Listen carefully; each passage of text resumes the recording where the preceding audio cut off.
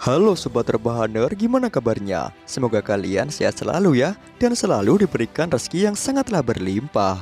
Pada kesempatan kali ini, saya akan merangkum alur cerita film yang sering kita tonton di layar televisi waktu kita masih kecil dulu. Apalagi kalau bukan film yang menceritakan tentang seorang anak bernama Diki. Ia tidak sengaja menemukan boneka alien yang membuat hidupnya yang miskin menjadi berwarna. Gimana kisah Diki dengan boneka alien tersebut? Langsung saja, daripada tidak penasaran, fokuskan satu pikiran dengan satu tujuan. Dan mari kita katakan bersama-sama, 1, 2, 3. Film akan berfokus kepada keluarga yang hidupnya tidak mampu. Mereka terdiri dari ayah yang bernama Cho dan juga anaknya bernama Diki. Ibu Diki sudah lama meninggal karena penyakit yang ia derita, yang membuat ayahnya pun harus bekerja dan ia harus menggantikan posisi ibu Diki. Mereka tinggal di sebuah pemukiman yang tidak layak huni, namun mereka terus bersyukur dengan apa yang mereka miliki. Karena kondisi tersebut, ayah Diki harus berusaha untuk mencukupi kebutuhannya Diki. Keesokan harinya Diki pun sedang berangkat sekolah. Namun di sekolah ia terus dibully oleh teman-temannya dikarenakan baju Diki yang sangatlah kotor. Di saat jam istirahat ketika Diki sedang makan, ia pun melihat seorang gadis yang dibully oleh anak yang bernama Johnny. Diki yang melihat hal itu pun mencoba untuk membantu gadis gendut tersebut. Setelah Diki membantu Maggie, mereka berdua pun terkena hukuman karena berkelahi. Dan ternyata di sini Maggie menanam benih-benih cinta kepada Diki yang telah membantunya. Berpindah di ayah Diki yang sedang bekerja, ia pun selalu dimarahi oleh bosnya dikarenakan dirinya selalu ceroboh dalam melakukan suatu hal. Namun ia tidak pantang menyerah, ia terus berusaha agar bisa menghidupi pendidikannya Diki. Karena ia bercita-cita agar Diki bersekolah tinggi, yang membuat ia lebih berguna dari dirinya. Di malam harinya ketika mereka sedang berkumpul, ayah Diki pun menasihati Diki untuk selalu fokus dalam bersekolah. Dan ia pun berpesan untuk tidak mencuri dalam keadaan apapun. Kita harus tetap bersyukur atas nikmat yang diberikan Tuhan kepada kita. Walaupun mereka hidup kurang mampu, namun mereka berdua selalu memiliki cara untuk menikmati hidup ini.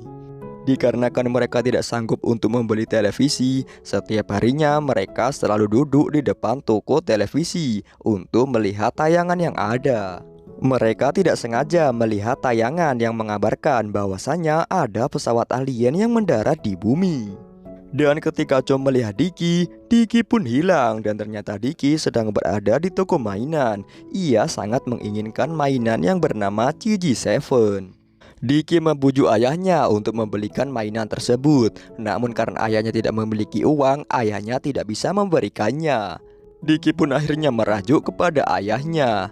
Ketika ayahnya sedang mengejarnya, ternyata Diki sedang bersama guru sekolahan Diki.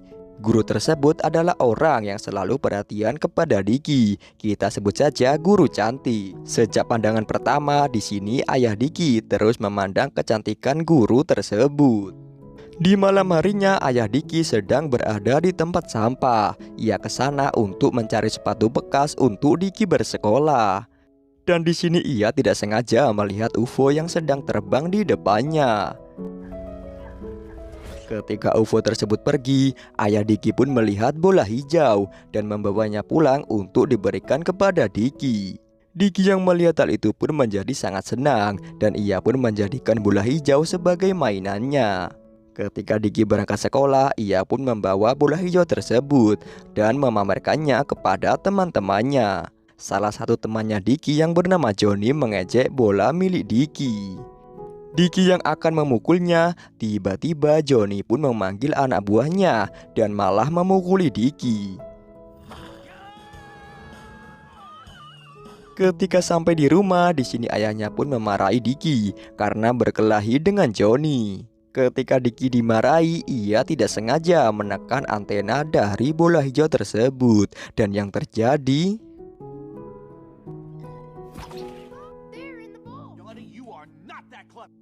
ya, tiba-tiba bola hijau berubah wujud menjadi boneka yang sangatlah lucu.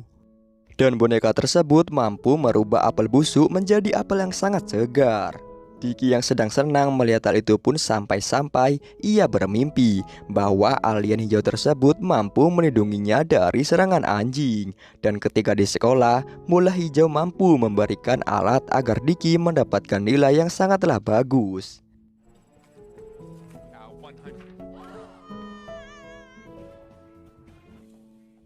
Namun ketika Diki terbangun dari mimpinya, ia pun langsung bergegas berangkat ke sekolahan untuk menguji kemampuan bola hijau. Namun faktanya bola hijau tidak dapat melindungi Diki dari anjing yang mengejarnya.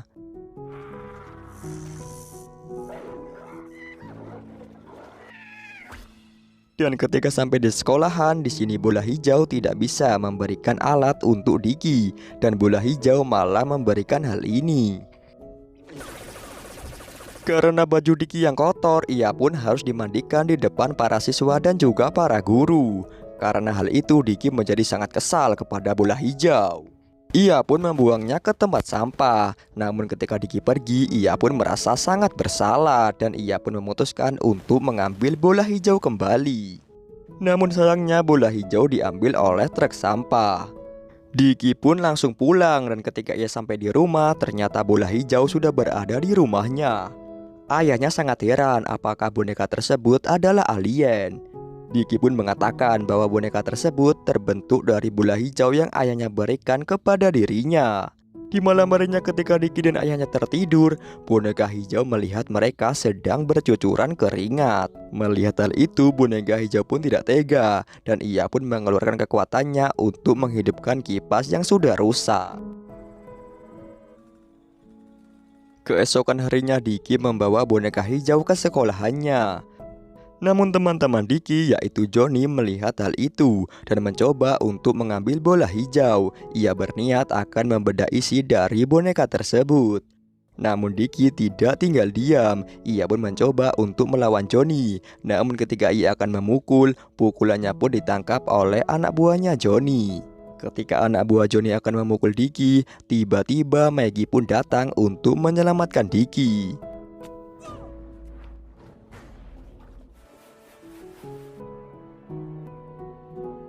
Tiba-tiba di sini guru pun datang dan menghukum mereka semua. Ketika guru itu sedang pergi, Diki memperkenalkan boneka hijau kepada teman-temannya.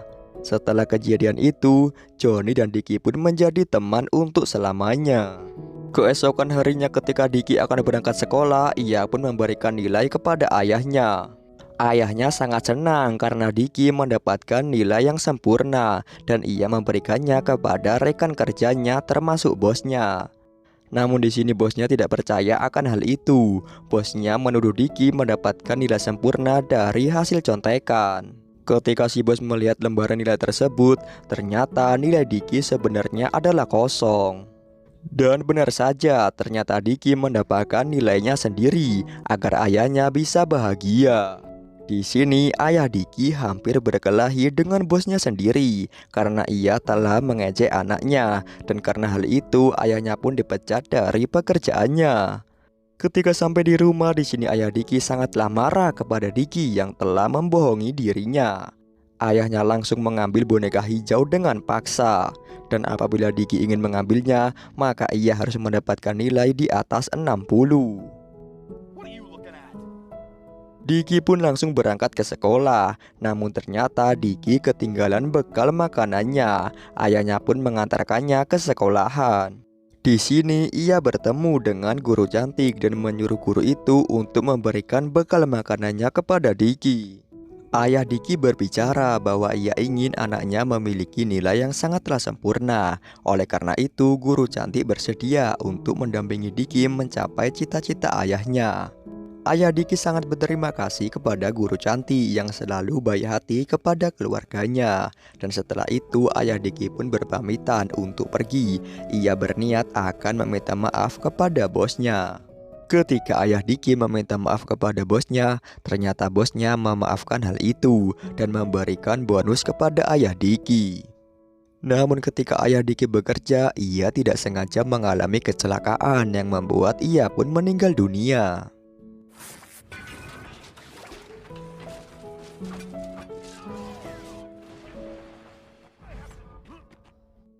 Di dalam kelas di sini guru pun memberikan nilai kepada murid-muridnya dan ternyata Diki mampu memiliki nilai yaitu 65. Namun kesenangan Diki harus berakhir ketika guru cantik datang dan memberitahukan bahwasannya ayahnya telah meninggal dunia. Diki sangat bersedih atas kematian ayahnya. Di tempat lain di sini boneka hijau mencoba untuk menghidupkan ayah Diki. Dan benar saja, ayah Diki bisa hidup kembali atas bantuan boneka hijau. Namun di sini boneka hijau menjadi lemas karena kekuatannya telah terkuras semuanya. Ketika Diki terbangun, ia pun melihat ayahnya sudah berada di sampingnya. Ia pun berjanji kepada ayahnya bahwa ia akan menjadi anak yang lebih baik dari sebelumnya. Namun tiba-tiba mereka berdua mendengar suara dari boneka hijau, yang ternyata boneka hijau semakin lemas. Tiba-tiba di sini antena boneka hijau pun semakin berwarna merah dan lingkaran merah itu pun terjatuh yang membuat boneka hijau menjadi boneka seutuhnya. Mereka berdua mencoba untuk menghidupkan boneka hijau. Segala cara telah mereka lalui. Namun di sini hasilnya nihil. Di sini Diki sudah tahu bahwasanya boneka hijau tidak akan kembali dan kini ia akan memulai hidupnya menjadi anak yang lebih rajin lagi. Keesokan harinya ketika ada acara di sekolahannya Diki, para siswa pun berkumpul. Dan di sini anak buah Johnny jatuh cinta kepada Maggie. Namun Maggie tetap dalam pendiriannya, yaitu mencintai Diki. Dan ternyata di sini Diki telah menyukai wanita lain, yaitu seorang gadis yang bernama Fanny. Namun mereka tidak dapat bersatu karena Johnny terus mengambil Fanny. Dan ternyata di sini ayah Diki menyatakan cintanya kepada guru cantik. Ketika Diki sedang bersantai, ia pun melihat UFO yang berada di atasnya. Dan tiba-tiba di sini ia pun melihat boneka seperti boneka hijau yang menghampirinya. Dan ternyata banyak sekali boneka yang memiliki warna berbeda-beda. Dan mungkin saja mereka datang untuk menghibur Diki lagi dan mewarnai hidupnya. Dan film pun tamat. Itulah film yang dapat saya rangkum. Gimana sobat? Keren gak film ini? Pesan yang dapat kita ambil pada film ini adalah kita harus tetap bersyukur dalam kondisi apapun. Percuma saja apabila kita memiliki segalanya, namun kita tidak bersyukur, maka kita tidak akan merasa cukup. Sebaliknya, apabila kita terus bersyukur dalam kondisi apapun, maka kita akan terasa cukup. Film ini juga mengajarkan bahwasannya semiskin apapun kita, jangan sampai mencuri atau mengambil hak milik orang lain. Saya Media Film mengucapkan terima kasih telah menonton channel ini. Saya undur diri. Dadah.